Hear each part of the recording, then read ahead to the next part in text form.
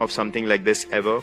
I wanted to play for India. I wanted to play for a long time, but whatever's unfolded, whatever's happened, there is no chance. Like, I'm in disbelief always. Whenever I look back, I look at myself with my kit bag on my bicycle, like going to practice in the afternoon at 10 years From old. that kid to now, when you enter ground, is there one thing that has always remained the same? You step onto the field? Yeah, I never get late for practice.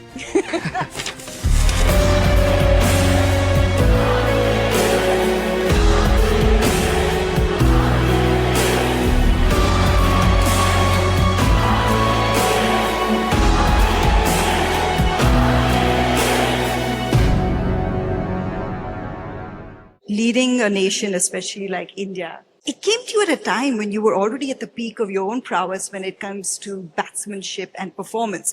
So kind of finding the balance between these two, whether they fed off into each other, help me understand mentally, what did it take? What did it take out of you? What did it do to you? What did it change? Were there times where you felt like these are the signs of burnout? And if so, how did you bring yourself back from it? Actually, no one's really asked me this question ever.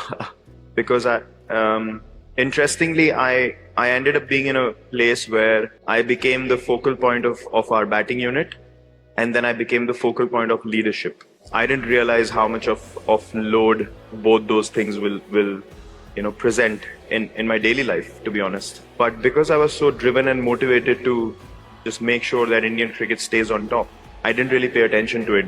And that's precisely why by the time I left captaincy, I was completely spent. Like, there was nothing left in the tank to give. And I was completely consumed by it. So yes, it was gruesome. It was difficult to manage expectations of, okay, if you win, you don't score runs, then you're asked about your performances. And if you perform and you don't win, you ask about the results. So I was always like juggling between the two and try to manage as best as I could. My prime focus was to make sure the team is secure. That insecurity doesn't enter the change room, and for that I have to, of course, give massive credit to the management, Ravi Shastri and the team, and all the coaches that I've worked with, to be able to take responsibility and maintain a culture or create that environment where nothing could filter into the change room. Once that door is shut, the outside noise goes away. I will defend the team with all my might and with everything I have in front of the world. And behind that door, I'll be brutally honest, because we want to improve. So you don't really go out there and start, throwing people under the bus. You don't do that. You take the hits. That's why you're being given leadership. And you come back and you lay down the expectations and give responsibility and ownership to each one to kind of, grow into their roles. So I was enjoying all of that for a long period of time, to be honest. That actually helped me to take focus off my own performances, and that helped me to play better. To a point where eventually when, the form doesn't quite stay for as long as possible, then yeah, both those responsibilities start weighing on you. So it was tough, it was gruesome, but thankfully, I'm made in a way that I want more and more responsibility and load, and I seem to be at my optimal best. It actually takes away all the distractions, if I have to be brutally honest. You have no time to think about yourself, and that's such a beautiful place to be in, because then you can play beyond your own insecurities and what you might be feeling on a particular day and perform beyond your limitations. So who did think about you when you're talking about peak participation and captainship? Who thought about you? What was your outlet to just get you through those? We're not talking about a couple of years. We're talking about close to a decade when you were in that phase.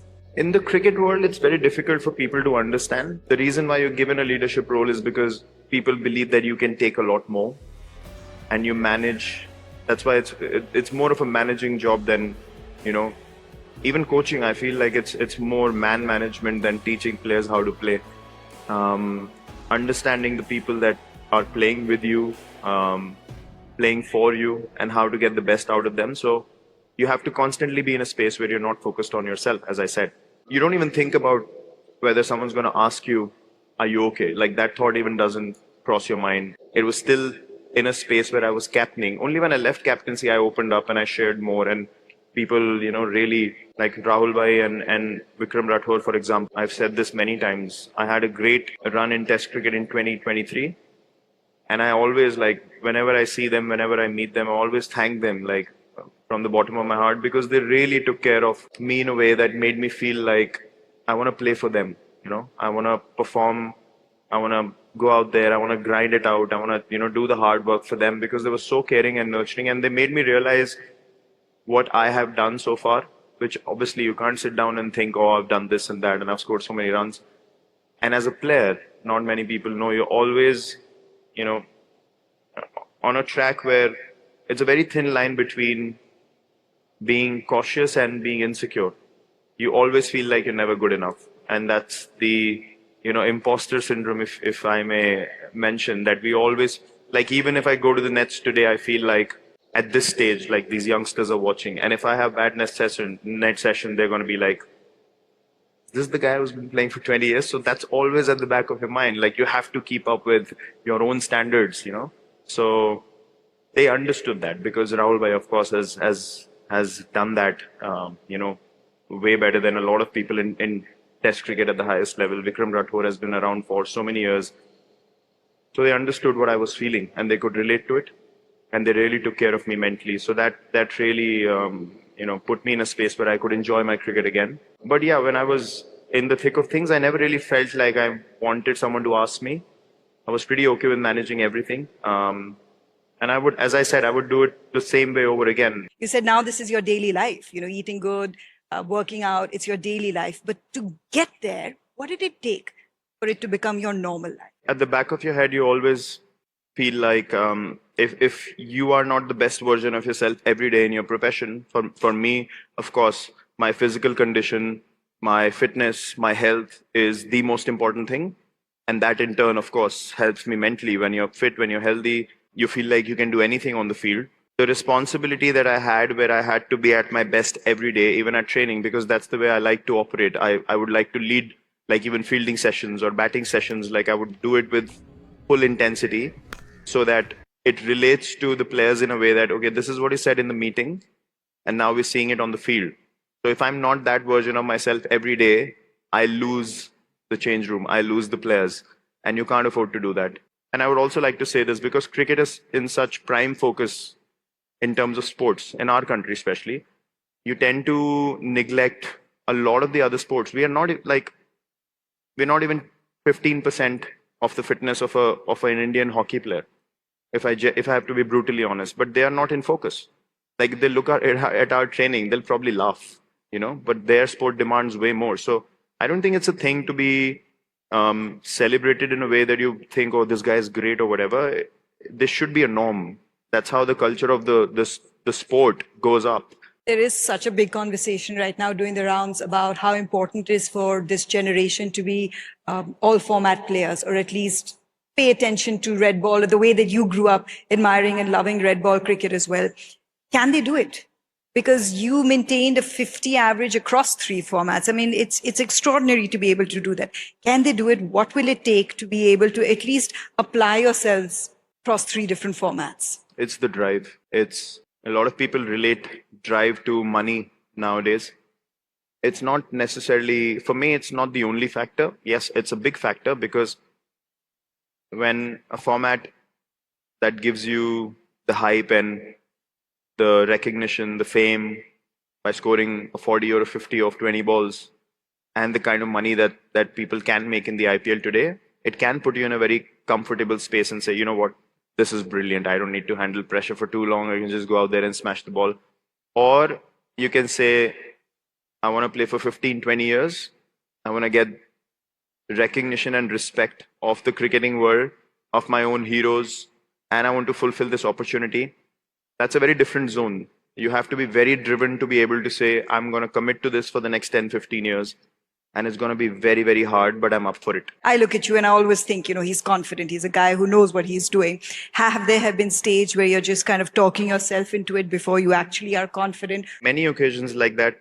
2014 England tour was the toughest cricketing phase I've encountered. And I often speak about that because I was trying to be confident. Honestly, I was trying to be confident every day throughout that test series. I would wake up in the morning and I just knew I'm going to fail. And I could not even stop myself from playing. It was weird. I knew I'm going to play and I knew I'm going to fail. And I was like, how do I handle this? I haven't experienced this ever. when you're not playing, you have some space to work on your game, whatever. I was like, in 3 hours, I'd be at the crease and I know I cannot perform. How do I manage this? Because I can't go to the team management and say, nah, I don't want to play. Your competitive voice in your head is saying, you have to do it. You have to try and do it. But then the understanding is that, again, there's a very strong feeling that I'm not going to succeed today. So I went through that whole phase where I was trying to be confident. I was practicing hard, this, that, and the other. And then the test series finished. And I clearly remember we had an ODI series straight after. And I went to play the first game. And I was walking into bat. And the same kind of thoughts started. I was confident, prepared well, white ball cricket, whatever. I was walking into bat and I literally, my legs started shivering again. I was like, I prepared so well for the last 5-6 days and I'm approaching the crease and my legs are shaking. Like, I was in disbelief. I took guard. And before the bowler could start running in, I promised myself one thing. I'm going to try to hit every ball out of this ground. And in a way that to, kind of break the shackles mentally. And I got out for 0, but I smashed the ball to the fielder at mid-off. And while I was walking out, I felt so good. I was like, that's because I was so desperate to take that chance. Although it was still a failure, but I knew mentally that something had switched. The results were not immediate. I experienced the results 5 months later. But my mind went back to that moment, and it always goes back to that moment. Congratulations once again for playoffs, yet another playoffs. A chance to do that. How exciting to be on this journey. It's brilliant. This is new era. How exciting is it to be part of that setup again and be on this rush again? Yeah, great. That's exactly what you turn up for. That's exactly what we set out to achieve. And we've done it. And without any doubt or hesitation at all through the whole journey within the group. We've always maintained our focus on what we can do. And our motto is pretty simple this tournament. The basic tagline is, it's okay. When you win, it's okay. It's part of the job. When you lose, it's okay. On to the next one. So fingers crossed, the team's playing well.